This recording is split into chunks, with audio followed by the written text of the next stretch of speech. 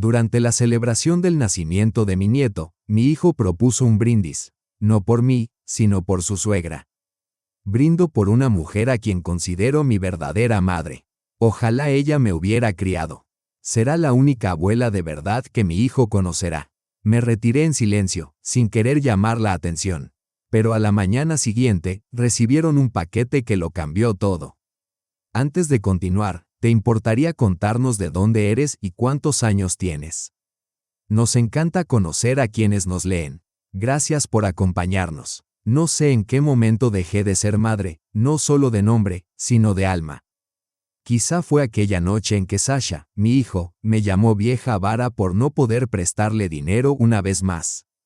O tal vez fue antes, cuando comenzó a llevar a los niños a casa de la exsuegra de su esposa y dejó de enviarme siquiera un simple emoji en sus mensajes. Pero el verdadero punto sin retorno fue el día en que me miró directamente a los ojos y dijo: «Ojalá Vera Mikhailovna me hubiese criado. Ella sí habría hecho de mí un hombre. Tú siempre fuiste como una sombra». Estaba de pie junto al fregadero, con una taza mojada entre las manos. Los dedos comenzaron a temblarme.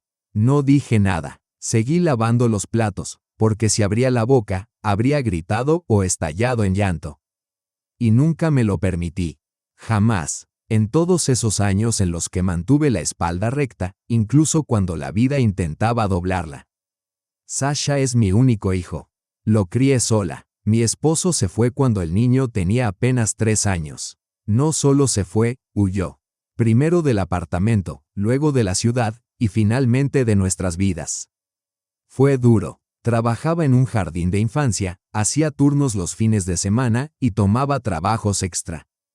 Sasha vestía ropa de segunda mano, yo usaba el mismo abrigo una y otra vez, remendado 3 veces por mis propias manos. Cuando ingresó a la universidad, vendí la casita de mi abuela para pagar su primer año. Cuando abrió su taller de reparación de tecnología, pedí un préstamo a mi nombre. Me prometió que lo devolvería pronto. Nunca lo hizo, pero yo nunca se lo reclamé. Yo creía en él. Era mi hijo, mi familia, mi sangre. Y entonces se casó. Alina, hermosa, ostentosa, con uñas largas, miradas cortantes y una voz que parecía exigirle al mundo algo que aún le debía. Intenté no entrometerme. La acepté. Incluso acepté que pasara más tiempo con la madre de ella, Vera Mikhailovna, una mujer con uñas impecables, coche de lujo y anillos sacados de una telenovela, que conmigo. Es normal, me decía. Comparten más cosas. Ahora son una familia. Me repetía que no importaba. Que ya pasaría. Que lo único que realmente debía importarme era la felicidad de Sasha. Pero con cada año que pasaba, él se alejaba más. Al principio, dejó de pasar a saludar sin motivo. Luego solo venía cuando había algo que pedir. Después empezó a decir cosas como: «Mamá, no entiendes, las cosas ya no son como antes. Tú sigues viviendo como en los 90. Una vez, Vera Mikhailovna le dijo que yo tenía mentalidad de pobre. Fue como si silenciosamente me hubiesen empujado hacia los márgenes. No encajaba, ni en apariencia, ni en conversación, ni en intereses. Y aún así, seguí ayudando. Cuando nació Masha, pasé las noches en vela mientras Alina se recuperaba. Cuando nació Artyom, llevaba a Masha al jardín todos los días. Cuando el negocio de Sasha quebró, le entregué mis ahorros, el dinero que había apartado para finalmente remodelar el baño. Sin contratos, sin condiciones. Simplemente porque era mi hijo. Y entonces, todo se detuvo. Un día vino a casa. Tenía la mirada fría, la voz distante. Dijo que él y Alina habían decidido limitar el contacto. Queremos que los niños crezcan en un ambiente más sano, dijo, mirando al suelo. ¿Más sano en qué sentido? Pregunté. Es tu energía, respondió. Siempre estás cansada, siempre anclada en el pasado. Ese tipo de energía no es buena para ellos. Quise gritar que no estaba cansada de la vida, sino de la lucha. Que esa supuesta energía no era tristeza, sino el agotamiento de una soledad sostenida durante años, una soledad que ellos mismos habían construido. Pero solo asentí, porque lo sentí, ya no había nada que pedir. Y entonces, como para completar mi humillación, volvió una vez más. Se sentó, dejándose caer sobre la silla de la cocina como si estuviera en una cafetería y no en la casa de su madre, y dijo: «Mamá, ¿te molestaría si Vera Mikhailovna pasara más tiempo con los niños?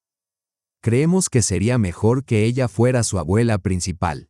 Tiene los recursos, el estilo, las conexiones. Puede llevarlos al teatro, al parque, a exposiciones». Lo miré sin poder creer lo que acababa de escuchar. Ese era mi hijo, el mismo niño que sostuve entre mis brazos cuando la fiebre le subió a 40 grados. Aquel para quien cocinaba sémola en mitad de la noche, para que no se despertara con hambre. Y ahora me decía que otra mujer sería la abuela de mis nietos, en lugar de mí. Y fue entonces cuando, por primera vez en mi vida, no sentí dolor. Sentí frío. Fue como si algo dentro de mí se apagara. Me levanté, me quité el delantal, fui al refrigerador y saqué un viejo recipiente de plástico, donde guardaba todos los recibos, copias y pagarés. Lo coloqué sobre la mesa. «Estas son tus deudas», dije. «Del negocio, de la bicicleta para los niños, de los cursos de Masha.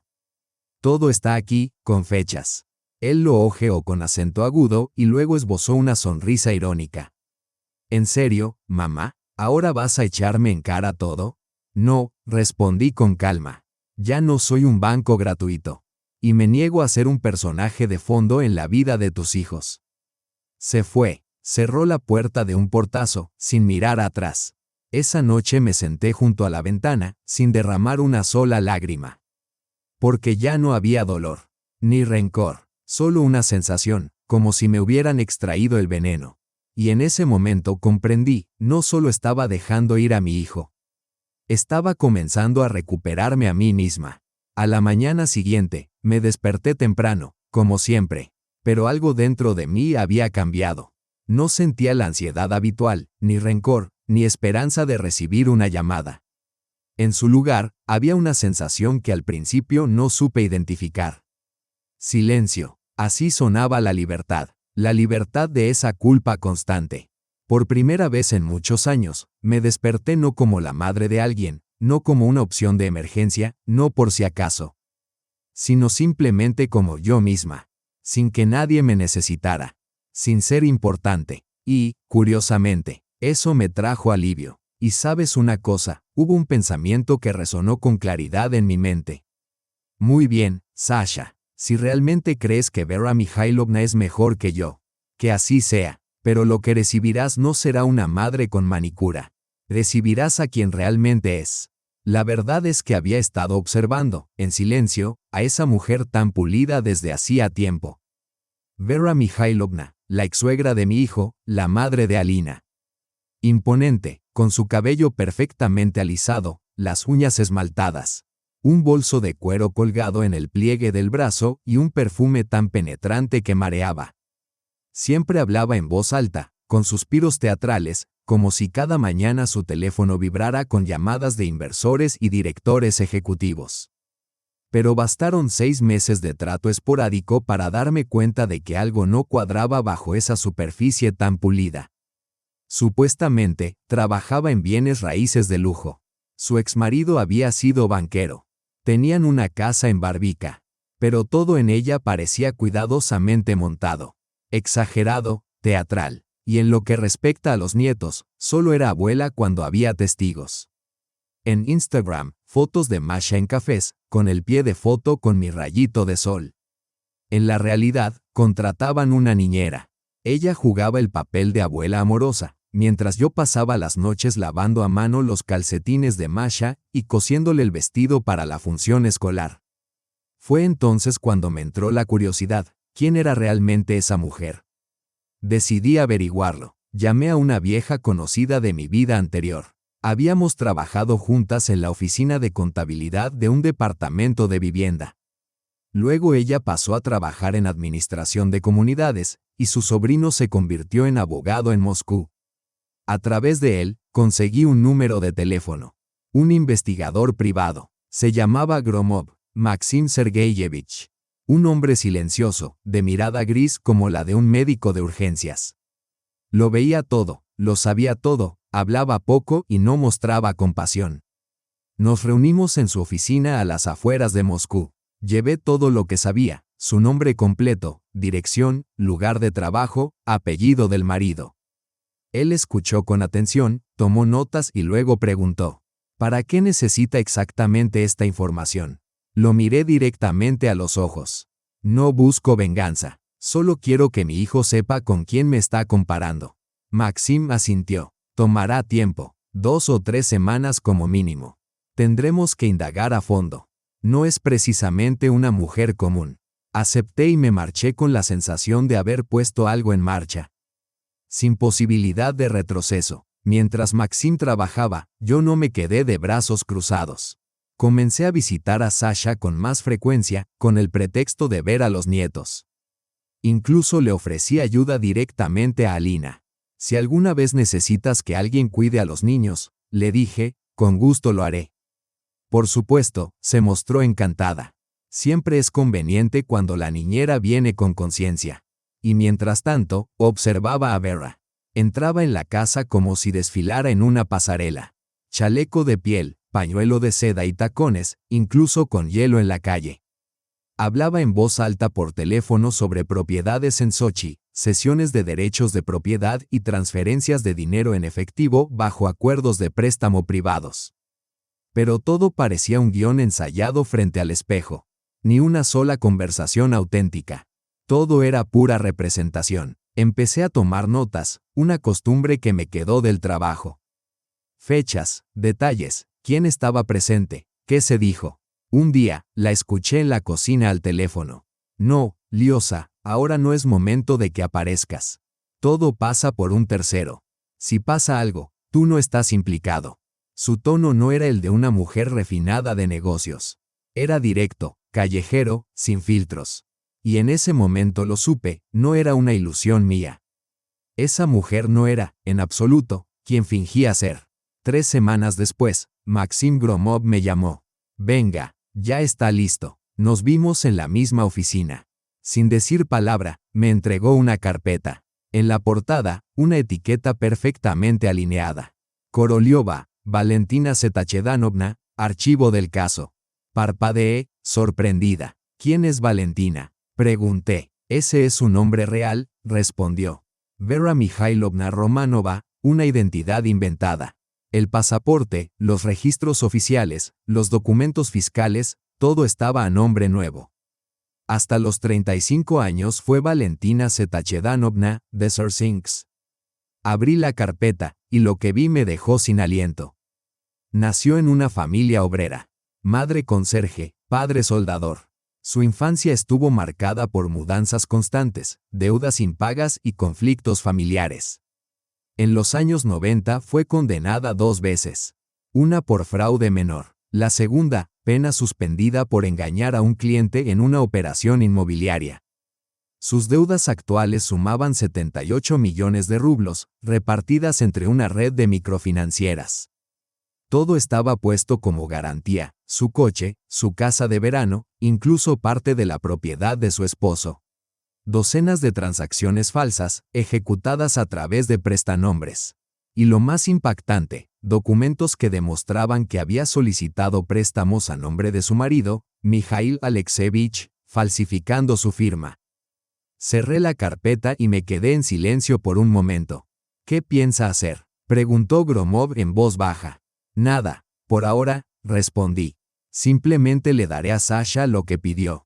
Solo que no vendrá envuelto en el paquete que esperaba. A la mañana siguiente, envié un sobre anónimo por mensajero a la agencia inmobiliaria donde trabajaba Vera. Dentro, copias de sus deudas, registros judiciales y varias páginas con estados de préstamos. Y eso fue solo el comienzo.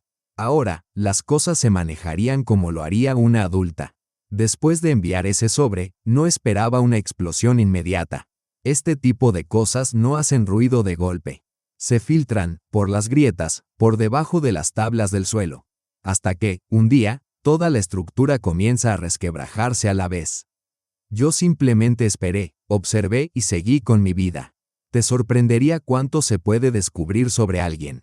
Con solo prestar atención, especialmente en línea. Creé una cuenta falsa en Odnoklassniki con el nombre de Valentina Petrovna de Nakhavino.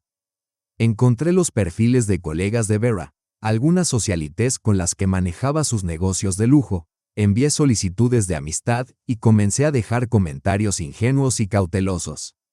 No acusaciones, solo preguntas. ¿Es cierto que Vera solía tener otro apellido? Escuché que trabajó en otra empresa, pero alguien dijo que la despidieron. ¿Será verdad? ¿Saben en qué barrio vive? Antes mencionaba Barbica, pero ahora parece que está en Novogirovevo. No comentaba en cada publicación, solo de forma selectiva. Y luego los instintos más simples hicieron el resto, la curiosidad y la envidia. Las mujeres de ese círculo no se mueven por hechos, sino por impresiones.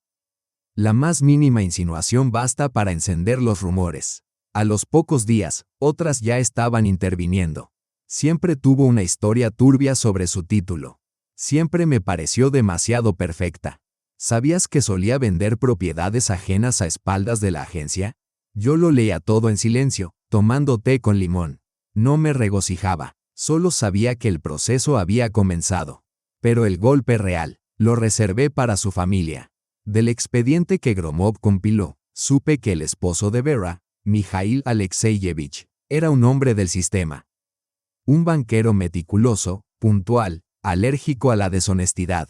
Para alguien como él, incluso la sospecha de una irregularidad financiera sería una humillación profunda. Y ahora imagina, préstamos a su nombre, con firmas falsificadas. Su esposa se quedó con el dinero, y lo convirtió en rehén. Reuní los documentos, 3 copias de contratos de préstamo, formularios bancarios escaneados, un informe de una institución financiera, y una nota de portada, sin firmar. Debes saber a nombre de quién figuran estas deudas. Mire las firmas. Compárelas con la suya. Lo envié por mensajero a su domicilio. Un par de días después, estaba en la cocina de Sasha con los nietos, haciendo sirniki. Vera también estaba de visita, sentada en la sala. La escuché hablar por teléfono, voz tensa, baja. Luego entró en la cocina con el rostro desencajado, los ojos enrojecidos, los labios apretados.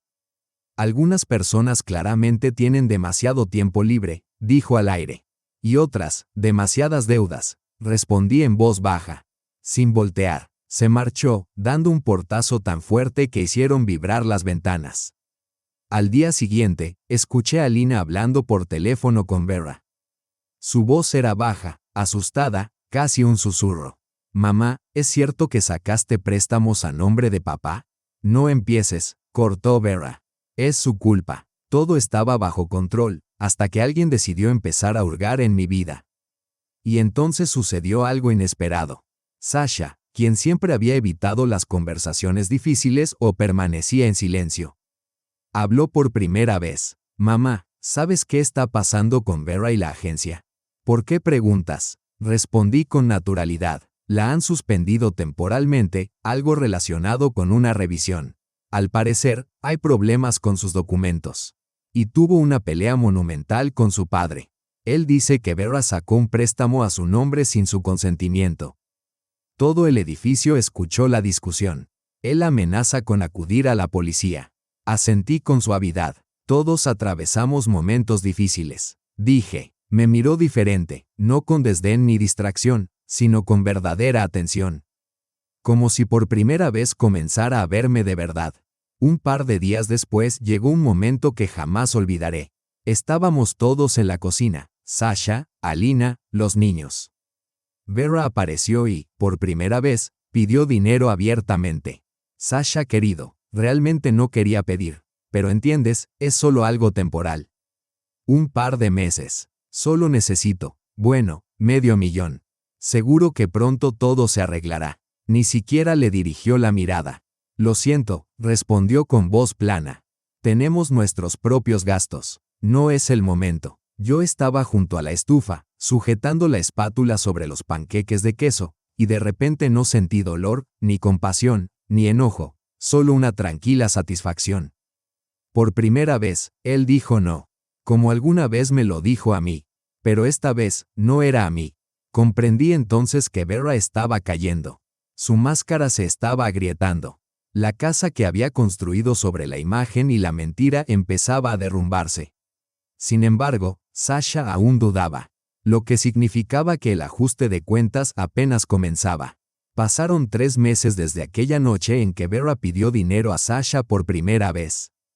Antes, siempre interpretaba el papel de mujer elegante y exitosa. Pero ahora, su fachada se deshacía a cada instante.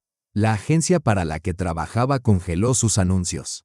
Oficialmente, una revisión documental rutinaria. Extraoficialmente, demasiadas preguntas de los clientes. En el sector inmobiliario, los rumores corren rápido, sobre todo cuando hay grandes sumas de dinero de por medio. Su esposo, Mikhail Alexeyevich, no solo pidió el divorcio, se fue.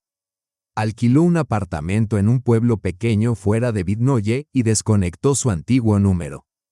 Los susurros se extendieron por toda la ciudad. ¿Escuchaste? Ella sacó préstamos a su nombre. Han congelado todos sus bienes. Se mudó de Barbica. Ahora vive en una especie de Khrushchevka. Vera alquiló un piso de 2 habitaciones en Novojireyevo. Sin vista, sin seguridad, sin glamour. Y vivía allí sola. Observé desde lejos. No me regocijé. No sentí alegría. Simplemente marqué el momento. No era venganza, sino la verdad alcanzando finalmente a su dueña. Pero Sasha, él era más difícil de leer. Hablaba menos ahora. Dejó de mencionar a Vera por completo. Esa confianza audaz que alguna vez tuvo, esa que decía ella me abrió los ojos. Con ella finalmente entendí el mundo. Había desaparecido. Ahora pasaba más tiempo mirando su teléfono. Miraba al suelo. Postergaba planes. Y un día, me llamó él mismo. Hola, mamá. Escucha, necesito hablar contigo. ¿Puedo ir este fin de semana? Su voz denotaba confusión, cansancio, quizá incluso un dejo de miedo. Claro, respondí con calma. Estaré en casa. Llegó sin avisar, vestido con un viejo suéter, sin afeitar, con los ojos apagados. Se sentó en la mesa de la cocina, con las manos apoyadas frente a él, como un niño atrapado haciendo trampa en un examen. Mamá, estoy perdido, exhaló. Honestamente, ya no sé qué está pasando. Le coloqué una taza de té frente a él, saqué unas galletas y me senté enfrente. Empieza desde el principio. Y comenzó, con dificultad, como si él mismo no creyera las palabras que salían de su boca.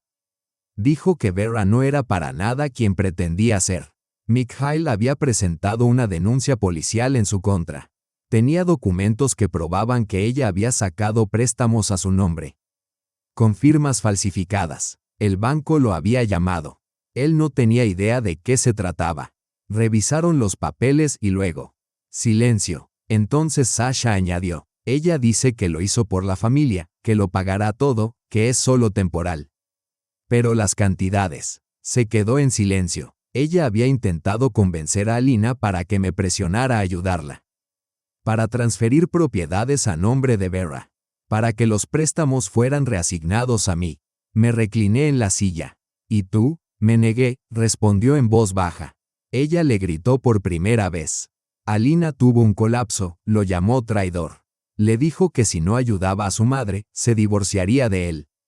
Bajó la cabeza. Mamá, no sé qué hacer. No dije nada, porque antes habría corrido a salvarlo. Pero ahora era más importante que él entendiera algo por sí mismo. Mamá, estaba ciego. Te entregué por alguien que ahora está destrozándolo todo. ¿Sabías, verdad? ¿Por qué no dijiste nada? Lo miré. Porque no habrías escuchado. Podría haber hablado todos los días, pero si no estabas listo para oírlo, no habría servido de nada. Y sí, lo supe hace mucho tiempo. Bajó la mirada. Y ahora eres un hombre adulto. Tienes que asumir la responsabilidad de lo que elegiste. Unos días después, hice lo que llevaba tiempo contemplando. Reuní el expediente completo sobre Vera. Copias de documentos, estados financieros, registros oficiales e incluso fragmentos de conversaciones que Gromov había descubierto, y se los envié a Sasha. Sin remitente, sin firma. Solo un paquete. Incluía todo, incluso una conversación entre Vera y Alina donde discutían cómo manipular la situación para que Sasha se sintiera culpable. Una frase me detuvo en seco. La leí varias veces, incapaz de creer que quienes estaban más cerca de él pudieran escribir algo así. Sasha es nuestro proyecto. Es hora de que empiece a devolver la inversión. 2 días después llamó. Mamá, ¿me enviaste los documentos? ¿Qué documentos? Todo, incluidos los mensajes entre Vera y Alina. Hice una pausa. ¿Por qué crees que fui yo? Exhaló. Porque solo tú podrías hacerlo con tanta precisión y justo en el momento adecuado. No respondí, simplemente colgué el teléfono. Luego me senté a la mesa, me preparé una taza de té y pensé. Ahora sí que comienza de verdad. Él había visto la verdad. La única pregunta que quedaba era, ¿la entendería? Después de que Sasha leyó esos documentos, desapareció varios días. No hubo llamadas, ni mensajes, ni siquiera alguna señal en línea. Y, curiosamente, no sentí ansiedad, porque comprendí que estaba atravesando lo mismo que yo viví años atrás. Cuando la verdad sobre alguien a quien amas finalmente se revela, no trae alivio, sino conmoción. Es como si el suelo se desmoronara bajo tus pies y cayeras en un silencio absoluto. Y cuando el impacto se disipa, tienes una elección: levantarte o seguir viviendo con los ojos cerrados. 4 días después, llegó, sin avisar. Se paró en el umbral de mi casa, vestido con una chaqueta sencilla, con ojeras, no perdido esta vez, sino concentrado. Mamá, dijo en voz baja, tenías razón. Y creo que, siempre lo supe, pero no quería admitirlo. Porque admitirlo significaba confesar que había estado ciego, que permitió que esas personas controlaran su vida. Silenciosamente puse la tetera al fuego. Él se sentó, bajó las manos, con la mirada fija en el suelo. He pedido el divorcio. ¿Lo tienes decidido? Pregunté con calma. Sí, y no por resentimiento, sino porque finalmente vi con quién estaba viviendo, y me di cuenta de que ni yo ni los niños fuimos realmente importantes para ella. Hizo una pausa. Todo lo que hizo fue por las apariencias, por el estatus, por el dinero, por esta actuación constante, a Myron lo perfecta que soy. Al principio me halagaba estar con una mujer así, luego me cansó, y después me aterrorizó. Entonces me contó todo, cómo Vera presionaba a Alina para mantenerlo bajo control, cómo, con los años, hicieron varias compras grandes, y cómo en cada caso Alina insistió en que los documentos estuvieran a su nombre por conveniencia. Cómo todos sus ahorros pasaron por Vera, bajo el disfraz de proyectos conjuntos o custodia temporal. Yo solo fui un donante, dijo. Una billetera. Y lo permití. No dije una palabra, porque por fin había entendido. Y eso significaba que ya no era mi lucha. Era la suya. Sasha contrató a un abogado. Comenzó el proceso legal, lento, caótico, con amenazas y estallidos emocionales. Al principio, Alina no creía que él fuera a seguir adelante. Llamaba, enviaba mensajes. ¿Estás loco? ¿Quieres que los niños crezcan sin padre? ¿A quién escuchas? A esa vieja serpiente. Él no respondía, solo avanzaba, paso a paso. Pidió la división de bienes. Bloqueó su acceso a las cuentas bancarias. La excluyó de las contraseñas compartidas. Registró el apartamento a su nombre y al de los niños. Porque entendió que, si no cortaba los lazos ahora, ellos lo consumirían. Despacio, con una sonrisa, pero lo devorarían. Y yo, me senté a su lado en silencio. Pero no intercedí, solo cuando una noche llegó visiblemente alterado y nervioso, y dijo, «Mamá, Masha ya no me habla». Algo dentro de mí se tensó. Me explicó que Alina le había dicho que yo era una traidora, que los había abandonado, que la abuela Vera sabía la verdad. Y que yo solo era una marioneta. Fue entonces cuando ya no pude permanecer al margen. Una cosa es lidiar con la traición adulta, pero cuando los niños son arrastrados por el barro, hay que trazar una línea. Tomé mi abrigo y dije, vamos. La traeremos de vuelta. Masha abrió la puerta ella misma. Estaba en el pasillo, con pijama, confundida, con los ojos hinchados por el llanto. Papá, susurró. Él no dijo nada, solo abrió los brazos, y ella corrió a abrazarlo. Alina irrumpió furiosa, con su bata, el rostro desencajado por la ira. ¿Qué hacen aquí? No habíamos acordado esto. Respondí con calma. Lo resolveremos en los tribunales. Entré en el apartamento con determinación tranquila. Vera estaba sentada en un sillón, con una copa de vino en la mano y la expresión de una mala actriz de teatro. «Buenas noches, Tamara Ilinichna», dijo con frialdad. «¿Has venido a ver cómo se derrumba tu sueño?» La miré con serenidad. «No, Vera, he venido a llevarme a Masha a casa. No tienes derecho a retenerla aquí. Su madre puede estar presente, pero la ley ahora está de nuestro lado». Entonces sucedió algo inesperado. Masha, que había permanecido en silencio todo ese tiempo, levantó la mirada y dijo: «Papá, ¿puedo vivir con la abuela Tamara? No quiero volver aquí. Siempre hace frío, y huele a mentiras». Masha se quedó conmigo. No fue por órdenes judiciales ni por gritos, simplemente ocurrió, de manera humana. Ella misma hizo su maleta, caminó hasta la puerta y dijo: «Abuela, quiero estar contigo. Sé que allí hay tranquilidad. Y nadie miente». Sasha se apartó, sin decir nada. Pero en ese instante, por primera vez, me confió lo que más valoraba, no como una abuela conveniente, sino como el único adulto en quien realmente podía confiar. Llevé a Masha a casa, la arropé y la abracé. Y allí permanecimos en silencio, rodeadas de oscuridad, solo interrumpida por el tic-tac del reloj. Entonces ella susurró: «Abuela Tamara, ¿y si mamá dice que eres mala? ¿Que te elegí porque me sobornaste?». Le respondí igual que le respondía Sasha cuando tenía alrededor de 10 años. «Puede decir lo que quiera. Lo importante es que tú conozcas la verdad. Lo demás es solo ruido». «¿Y tú?», preguntó tras una pausa. «¿No me abandonarás?». Le tomé la mano. «Nunca». Y así comenzaron de nuevo los días verdaderos, con cuadernos, desayunos y paseos por el parque. Planchaba camisas, preparaba sopas, revisaba tareas. A veces quería desplomarme en el sofá y desaparecer. La edad no perdona. Pero seguí adelante, no para salvar las apariencias, ni para ayudar a mi hijo, ni para sostener una familia en ruinas. Esta vez, lo hice por Masha, una niña inocente e inteligente que llevaba demasiado tiempo siendo arrastrada por los guiones ajenos. Mientras tanto, Sasha libraba su propia batalla. Gestionaba papeleo, buscaba un nuevo abogado, visitaba la escuela, trataba con los servicios de protección infantil y reunía referencias personales. Cada noche me llamaba, no para charlar trivialmente, sino para preguntar directamente: «Mamá, dime sinceramente, ¿estás aguantando? ¿Cómo está Masha? ¿Come y duerme bien? Mamá, nunca podré pagarte esto». Solo respondía: «No hace falta que me dé las gracias.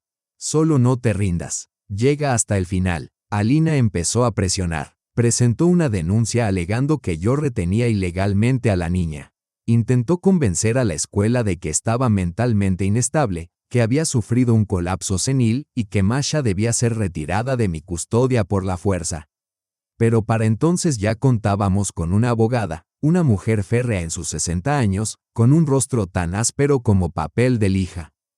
Tatiana Elevovna llegó a mi casa el mismo día que comenzaron los citatorios de los servicios sociales y dijo con firmeza: «No te preocupes, eres inteligente, estás tranquila, llevaremos esta farsa hasta el acto final». «¿Y si influyen en el tribunal?», pregunté con cautela. Ella solo esbozó una sonrisa irónica. «Solo si nos rendimos. Y no lo haremos. Esa no es nuestra manera». Sasha obtuvo la custodia provisional. Alina gritó, Vera se agitó. Y entonces ocurrió un giro inesperado. Tatiana Elevovna me llamó y dijo: «Tamara Ilinichna, hay algo que debes saber. Ha surgido nueva evidencia en el caso». Nos reunimos en su despacho, donde me mostró los documentos. Un empleado bancario que había trabajado con Mikhail Alexeyevich filtró información interna. Resultó que Vera no solo había pedido préstamos a nombre de su esposo. Había 2 identidades adicionales usadas como testaferros. Una pertenecía a un empleado fallecido hace 2 años. La segunda, hizo una pausa, era tu hijo. Sasha y yo nos miramos. «¿Qué quieres decir, mi hijo?». Su firma había sido falsificada. Un préstamo de 1.2 millones de rublos estaba registrado a su nombre, supuestamente para reformas en un apartamento. El dinero se canalizó luego a una empresa propiedad de Alina. «Esto es un fraude flagrante», sentenció Tatiana. Sasha palideció y se dejó caer en una silla. Eso significa que estaban en esto juntos. Sí, asintió Tatiana con gravedad. No solo desconocían lo que hacían, sino que eran cómplices. Actuaron en conjunto. Durante años te usaron a ti, tu dinero, tu confianza. Pero ahora tenemos las pruebas. Me quedé en silencio observando a mi hijo y comprendí, no se estaba derrumbando, apretaba la mandíbula. Entendía, esto ya no era solo un divorcio.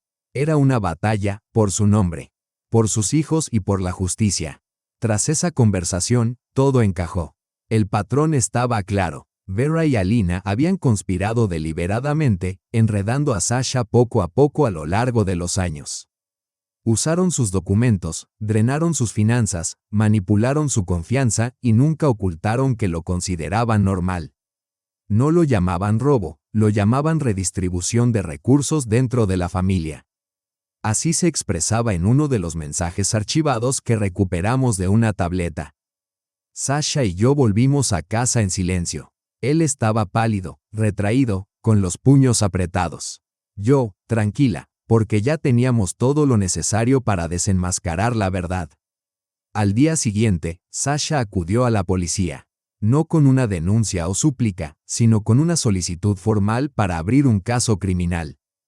Tuvo que soportar la humillación de explicar cómo su esposa sacó un préstamo a su nombre, cómo firmó documentos en blanco sin saberlo, cómo su suegra utilizó su firma digital sin consentimiento. No lo hacía por sí mismo, sino por los niños. Sabía que si guardaba silencio, algún día Masha podría verse obligada a ceder el apartamento y Artyom crecería siguiendo el guión de Alina. Mientras tanto, Vera intentó contraatacar. Presentó una contrademanda acusándome de retener ilegalmente a Masha, menor de edad. Luego apareció en la escuela intentando llevarse a su nieta directamente de clase. Por suerte, la tutora conocía toda la situación y no lo permitió, llamando inmediatamente a Sasha. Luego recibí una llamada de Alina, que atendí personalmente. Tamara Ilinichna, dijo con tono cortés y empalagoso, pero con un filo frío y venenoso. Te pido que no te metas en nuestros asuntos familiares. Ya has hecho suficiente daño. Has llevado a mi madre a un colapso nervioso. Masha es mi hija y tengo derecho a recuperarla. Tú no eres una abuela, eres un problema. Respondí con calma. Sabes, Alina, un problema es quedarse callado mientras una mentira se despliega.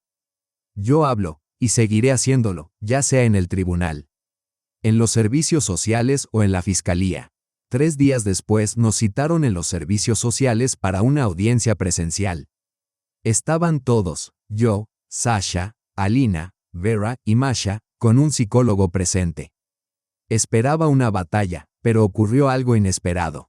Masha, serena y erguida, dijo: quiero vivir con la abuela Tamara. Porque ella no miente, porque allí hay tranquilidad, porque no tengo miedo. Luego añadió: grabé todo lo que pasó en casa. Tengo audios. Continuó: mi mamá y la abuela solían decir que papá era un cobarde, que había que presionarlo para que firmara la propiedad y que si no lo conseguían, buscarían otra manera. No sabía a dónde más acudir, así que fui con la abuela. El silencio se apoderó de la sala, tan profundo que se oye el clic del termo en el alféizar. Vera intentó levantarse, pero su abogada la sujetó. Tatiana Elevovna sacó calmadamente una memoria USB y la colocó sobre la mesa.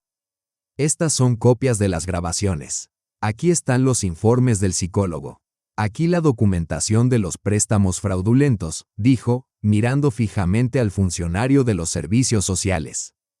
Solicitamos formalmente que la tutela permanente de la menor sea otorgada a Tamara Ilinichna. El padre no se opone, vive cerca y participa activamente en la crianza.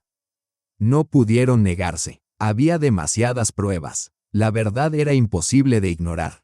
Masha se quedó conmigo, y Artyom también empezó a acercarse más, pidiendo quedarse a dormir cada vez con mayor frecuencia. Un día, mientras Sasha lavaba los platos, se me acercó y preguntó: abuela, ¿puedo vivir contigo también? Aquí huele bien y nadie grita. Sasha obtuvo la tutela legal. Alina apeló, perdió. Vera desapareció del radar. Le incautaron el coche, el apartamento y la empresa. Una de las microfinancieras presentó una demanda. Después llegó una citación del comité de investigación. Se abrió un caso criminal contra Vera Mikhailovna por falsificación y fraude a gran escala. Tras eso, guardaron silencio durante varios días. Y entonces llegó una llamada de Tatiana Lvovna. Tamara Ilinichna, Vera Mikhailovna no se presentó a declarar. Su teléfono está apagado. Sus direcciones están vacías. Creemos que ha huido. Cuando escuché que Vera había desaparecido, ni siquiera me sorprendí. Honestamente, sentí que era el cierre de un ciclo que se había ido gestando durante mucho tiempo. Mujeres como ella no se presentan en los tribunales. No saben asumir responsabilidades. Solo saben huir. Cambian de nombre, se tiñen el cabello, establecen nuevas conexiones, reciclan viejos papeles. Empezar de nuevo les resulta más sencillo que admitir que todo lo que tenían estaba construido sobre mentiras. Se rumorea que fue vista en Kaliningrado, luego en Minsk. Dicen que ahora asesora a mujeres, que supuestamente las ayuda a escapar de relaciones tóxicas. Es ridículo, en verdad. Pero ya no me importa. Cerré ese capítulo no porque la haya perdonado, sino porque ya no tiene poder sobre mí. Sasha se quedó con los niños. Soportó todo. Los tribunales, las disputas por la custodia, los conflictos por los bienes, las humillaciones en las comisarías, las inspecciones escolares, el colapso financiero, y se mantuvo firme. No se transformó de la noche a la mañana, pero comenzó a pensar por sí mismo. Empezó a vivir con integridad. Masha se inscribió en una escuela de arte. Volvieron las cintas, los cuadernos con pegatinas y una luz en sus ojos. Artyom se calmó, dejó de tartamudear. Pedía quedarse a dormir más seguido. Ayudaba en la cocina y a veces me tomaba la mano sin razón alguna. Y yo volví a mí misma. A mi hogar, a mi ritmo, a la mujer que realmente soy. Aquella a quien nadie escuchó durante años, a quien nadie preguntó. A quien nadie consideró necesaria. Ahora todo es distinto, no porque haya ganado, sino porque finalmente me elegí a mí misma. A veces, las vecinas pasan por aquí. Tamara Ilinichna, ¿cómo haces para que tus pasteles queden tan esponjosos? A veces Masha y yo vamos al parque o visitamos alguna exposición. Y a veces simplemente nos sentamos en el porche. Yo sostengo una taza de té, ella un libro, y nadie grita, nadie exige, nadie manipula. Solo la vida, tranquila, real. Y entonces, una llamada telefónica, la voz de una mujer. Nerviosa, tensa. ¿Habla Tamara Sabeleva? Sí. ¿Quién habla? Me llamo Nina. Trabajé con Vera. Encontré su dirección a través de conocidos en común. Sé que estuvo relacionada con ella. Necesito advertirle. Ahora está en Georgia, con un pasaporte nuevo, un nombre nuevo. Y una vez más, está buscando personas a quienes engañar, personas cuya confianza pueda explotar. Al principio no entendí por qué esta mujer me llamaba. Suspira. Porque yo también fui tan ingenua alguna vez. Pero usted resistió, y pensé que, si alguien podía decir la verdad, sería usted. Colgué y me quedé en silencio largo rato. Luego saqué mi viejo cuaderno, lo abrí en la primera página y escribí. Me llamo Tamara Ilinichna Sabeleva. Si alguna vez estás al lado de alguien que finge ser tu salvador, pero que, en realidad, te destruye poco a poco, lee esto hasta el final. Porque sé lo que significa abandonarte para proteger la ilusión de la familia. Y sé lo que se necesita para reconstruirse desde cero. No para hacerse famosa, no para buscar venganza, sino para que otras mujeres sepan. Puedes sobrevivir, puedes decir que no, puedes dejar de ser complaciente. Y, sobre todo, puedes empezar de nuevo, aunque tengas 60 años, aunque empieces de cero. El libro se publicó en silencio, sin aspavientos. Pero pronto la gente comenzó a compartirlo. Una mujer escribió, gracias a ti, abandoné a un esposo que me mantenía atada con una correa. Me devolviste la voz. Ya no solo sobrevivo, ahora vivo. Y yo, simplemente vivo ahora, con Masha, con Artyom, con el silencio, con la mermelada de cereza, con la comprensión. No estoy vieja, no soy una sombra, no estorbo, Soy la raíz, la columna vertebral, aquella de quien empieza la sanación. Y si tuviera que vivirlo todo de nuevo, lo haría. Porque ahora sé que no se trata de venganza. Se trata de mantenerse firme y esperar a que las máscaras caigan.